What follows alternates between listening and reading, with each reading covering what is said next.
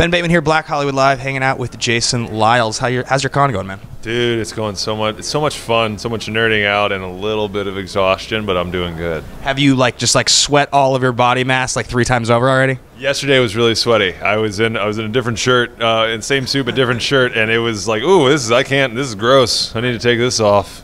Did you speak with your stylist and you were like, hey, I need some really lightweight fabrics for this con? Well, my stylist is me, okay. So I didn't have that conversation, but I knew I wanted to look good for the interviews and all that, and so I powered through yesterday. Excellent. Yeah. You grew up in Memphis, is that right? I did. Yeah. Okay, so did you kind of always dream of coming to Comic-Con as a kid? Was that did you were you a big nerd? You thought about it? Because that's how I was. I was a big nerd. I didn't know about Comic-Con for a while, as the internet, back then was just AOL and stuff, and there were only so much stuff on there. I think Comic-Con was very different even 10 years ago from what people told me.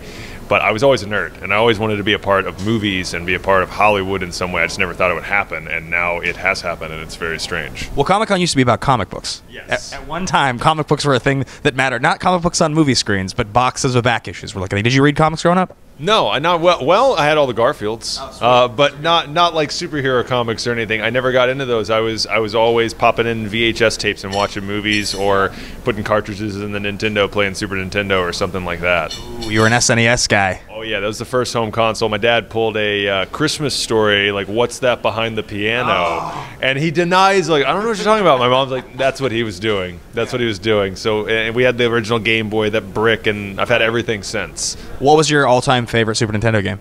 Ooh, Super Metroid pops into my head. Super Mario All-Stars is kind of cheating because it's got several games on there. Right. Super Mario World was the first one we played. Gosh, man, there's so many great games on that system, but Super Metroid was just this atmosphere that was unlike anything else that I had played, and I was kind of scared playing it, but I loved it, and it was a huge world, and I could go on and on, man. Now I have the classic Super Nintendo as well, so I play that, and there's some great games on there, but that's just my favorite system of all time. That is my favorite game of all time also, Super Metroid. Yes. I've tried to go in and do it where you get all the secrets. It's really hard to do. It is. Yeah, it is. I want to see a movie version of it. I want to see a movie version of that. That would be an incredible, like a terrifying, first Alien type film with some great female lead playing Samus.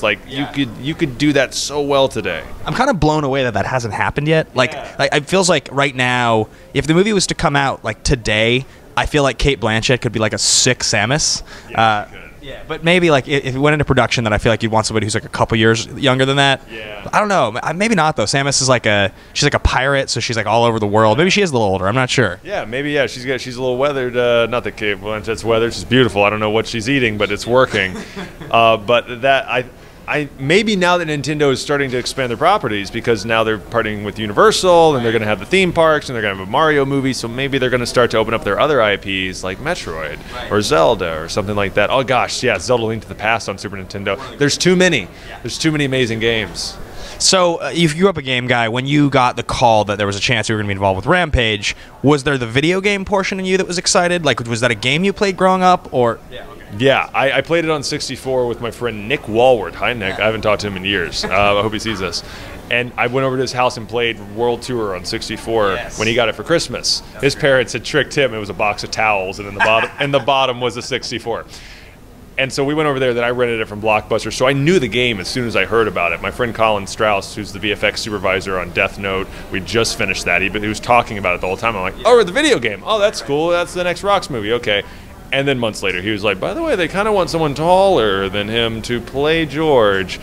So I was really more excited about the filming aspect of it than oh, it's a video game going to become a movie. Well, it's The Rock. It's more time with Colin Strauss. It's Weta. It's Brad Payton. It's Warner Brothers. It's this incredible cast. It's everything. So I was more excited about just the movie aspect of it than the video game. But being a video game nerd, I was like, let's break that curse and let's have the first really awesome, loved video game adaptation.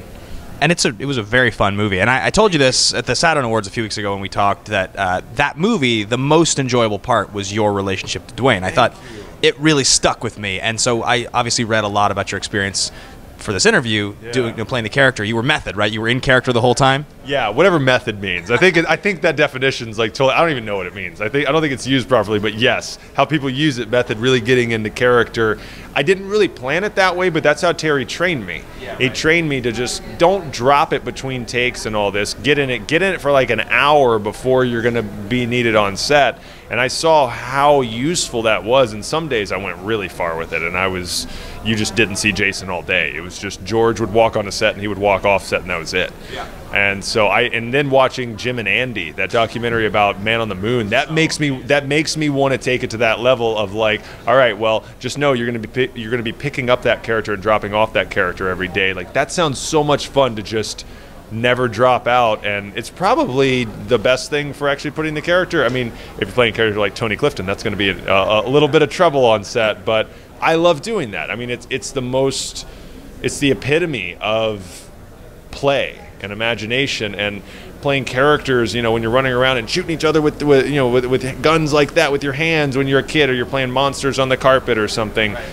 That's the epitome of it, and it's the most fun, and I think it gets the best work out of me, and that's what I want to put on screen for fans and for audiences and for whoever hires me to work with them. So I don't really see it as any other option. Now, you've been cast and played everything like, Slender Man, monster, creature, all these different things, right? I haven't played Slender Man yet. I read that you were uncredited as Slender Man. You're like in a film. In The Conjuring 2, Crooked Man. That's what it was. Crooked Man. Helped, yeah, that's Javier Botet, who is amazing. And I was his stand-in, and I also did like some double shadow work in that as well. Yeah. And so, but yeah, I played all these creatures and stuff, yes. So my question is, most of the time when you get a call for those, you're a very tall guy, and you've done a lot of motion capture, so you kind of know the drill. With this film, was it like, I get to really play a real, built-out character? Like, I'm getting to fully act? It wasn't any different. Like, they're all kind of the same. This was actually the first performance capture role I'd ever done. Oh. I had done practical effect work, like makeup and appliances and prosthetics and creature suits. But I thought I would never do performance capture because my height helps when practically we want you right here on set for eye line and size. Performance capture, you can be 5'7" Andy Serkis or 5'7" Terry Notary and be King Kong. Yeah. And so I was like, that's never gonna. But for this one, they wanted someone taller. I always try and approach it as a fully fleshed out character. I think some people think, well, they don't have dialogue, so it's not really. Sure. Well, no, it totally is. Like, in fact, it's harder sometimes when you don't have you can't get out of it by saying, here's what I'm feeling. You have to embody it organically and physically in the behavior, and maybe even create, like George, he has his voice, and so he communicates so much through that, whether it's a growl or his laugh, what's going on without him saying words. And then of course he signs. But this was just taking it to another level. Terry pushed me and trained me and guided me into a place in myself that I had never fully tapped into before, really engaging my senses as someone else and really believing I'm someone or something else, and feeling like that, almost like lucid dreaming while awake has been the best way I could describe it. It's really, there were moments when I literally felt like I could fly. Like, it was insane. Like, I was like, I'm not even sure what just happened. I really believed that was going on, which, again, back to Jim and Andy, he talks about, I didn't know who I was after that movie, after being that character for so long. It really feels like that sometimes. It feels like, well, if I believe it and other people around me believe it, I could be anything or anyone. Right. We're just playing these roles. Like, we play a certain role with each other, and I'm sure you play roles with your family or when you go to get a cup of coffee somewhere. We play these versions of ourselves. And so, anyways, to go way off the question, I'm just interested in bringing characters to life as much as possible, no matter what kind of creature it is, or if it's a human, or if it's a non-human, or whatever. I just getting into that, and I always find out so much about myself, and that's really interesting to me. Coming out of a film, learning about perspective and other people around me, and animals and consciousness and life. I'm such a nerd for that stuff. So you've got King of the Monsters coming up. And you're playing what is it? Ghidorah? I helped bring Ghidorah to life, is what I've been saying. Yeah, I'm not the only person, so I can't say that I play Ghidorah, but there are several people that somehow we help bring Ghidorah to life. You can probably imagine how, but I don't want to. I can't go into the details of that. And then I also helped bring Rodan, the pterodactyl, to life. Oh, sweet! And so those are iconic characters. Oh, yeah. That is the epitome of like playing monsters on the carpet. Move the couch and the furniture out of the living room, and let's go at it.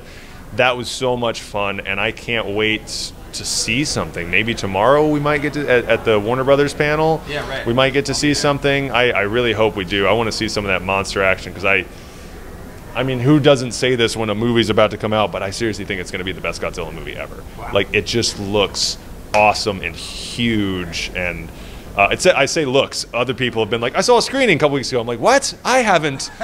I want to see something. They're like, oh, it looks awesome. I'm like, but of course I've read the script. I just think it's going to be huge, man. I can't wait to see it. I can't wait to see the first glimpse of things. It doesn't get any bigger than Godzilla. Those big franchises, it was always interesting about them is like they keep making these movies, and so Comic-Con, this is the mecca. We get so much news here. We see these trailers, but you always wonder, like, at a certain point with any franchise, is it going to be a good one or a bad one, right? Like, we've all seen what happens to Star Trek or any of these franchises, and it's like, so I'm hearing Mission Impossible, the newest one, is insane. I'm hearing it's like The Dark Knight. It's Mad Max meets The Dark Knight. Like, it's just insanity. I can't wait for that. My girlfriend and I are such big Mission Impossible fans. We just rewatched all of them recently. What do you think's the best one? The worst one is 2. I'm sorry, but it is. With the cars like dancing with each other in the street, I was like, "What's going on?" He like kicks the gun and like catches it midair. It's pretty sweet. It's fun to watch, but it's like a cartoon. Hunt, where is the Chimera virus? Oh my gosh, the doves at the end. Anyways, we're picking apart that movie. The best one, it would either be probably 4 or 5. Okay. I really like those. I mean, I really love J.J. Abrams' 3. That's my favorite. That's my favorite of the first 3 for sure. They're all good, and it's somewhere between the last 3, 4, or 5. They're all. That's where I really think that they hit their stride. The first one was great to get it started, but 3, 4, and 5 it really started to tap into, okay, we know what this is, but man, Fallout looks insane. My screening's on Monday. You can come as my +1 if you want. Oh my gosh, please. Well, no, I gotta wait for my girlfriend. I know, I gotta wait. Yeah, I joked with her because she's going out of town the weekend it comes out. I was like, "You're okay? I'll just see it a couple times while you're gone." She's like, "No." I was like, "I'm just kidding. Just kidding." I think 3 is the best one because I think Count to 10 is the best scene in all of Mission Impossible. I think. Gosh, yes. Right? Philip Seymour Hoffman is incredible in that movie. Oh my gosh, he's so good from that first scene. Yeah.